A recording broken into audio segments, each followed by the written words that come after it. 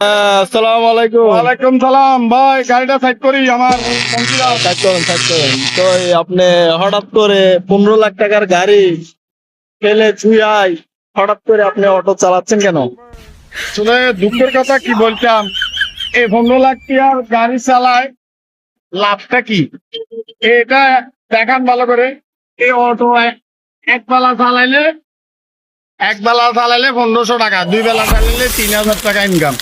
এটাতে কোনো driving licence লাগে না, রুট পারমিট, ট্যাক্স টোকেন, তারপরে আয়কর এখন সরকার করছে 8000। এই গাড়িটা কেমনে চালাইতাম, যেটা স্বৈরাচারে 2018 সালে সড়ক পরিবহন আইন করে গাড়িওয়ালাদেরকে এমন বাস মারছে। ওই কারণে আমার মনে হয় এই অটোটাই ভালো। কারণ আপনারা দেখেন যে আমরা কাগজপাতি, বৈধ কাগজপত্র নিয়ে চালাই, জায়গায় জায়গায় হয়রানি হইতেছি। এটা গল্লির থেকে গল্লি চালাইলে ডেইলি 3000 টাকা ইনকাম, কোনো কিছু লাগে না, কি ইনকাম ভালো। এটাই আর কি কথা। তো এই জন্য আমি এখন থেকে চিন্তা করছি অটো চালাবো। বেশিরভাগ আমার আরো ভাই বন্ধুরা আছে, ওরাও অটো চালাইতেছে, ড্রাইভারি কেউ করতেছে না। অটো চালাই কি আপনার সংসার চলবে? চলবে মানে কত আরামসে চলবে, কত ফাইন চলতেছে এখন। এখন আমি দুইটা আমি মেশিন চালাচ্ছি, মানে অটো চালাচ্ছি। তো আপনি ইনকাম কিরকম? ইনকাম ভালো আলহামদুলিল্লাহ, অটো চালাই আমি ভালো ইনকামে আছি।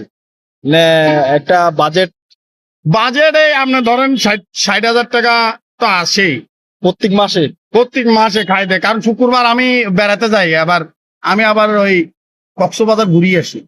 তাহলে তো আমাদেরকে অটো চালাতে হবে, কারণ অটোতে হ্যাঁ, যেমন টাকা অবশ্যই বেশি। সবাই অটোতে আসেন, অটো চালান, অটোতে কোনো ঝামেলা নাই। কিন্তু এটা তো অবৈধ রিক্সা।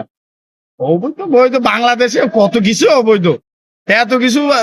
এদিকে তাকাইলে অবৈধ, এদিকে তাকাইলে অবৈধ। এগুলো সব হয়েছে টাকার খেলা, টাকার খেলা। এখানে বৈধ আছে কোনটা আমার বুঝান, বৈধ আছে কি? ঠিক আছে, তাইলে আমাদের ভাই এই অটোটা চালাচ্ছে, ওই গাড়িটা বেচে, ওই গাড়িটা কি আপনার আছে নাকি বেচে দিচ্ছেন? ওটা আমি পার্টি খুঁজতেছি, পার্টি নিতেছে না, বলতেছে মামলা একবার খাইলে 5,000, 2বার খাইলেও 10,000, কেউ কিনতেও চাইতেছে না। এটা তো আপনার আয়কর বাড়াই দিচ্ছে নাকি? বাড়াই দিছে 80,000, আগে ছিল 4,000, 80,000। মানে এগুলো জলমি। এই বাংলাদেশে গাড়ি চালানোটাই হচ্ছে পাপ। যারা গাড়ি চালাতে সব পাপ করতেছে, এরা সেবা করতেছে না মানুষের। এটাতে একটা সেবামূলক প্রতিষ্ঠান, এটাকে পাপে রূপান্তরিত করছে। জালিম মানে মানুষকে, যারা গাড়ি চালাইতেছে জুলুমই শুরু করে দিছে।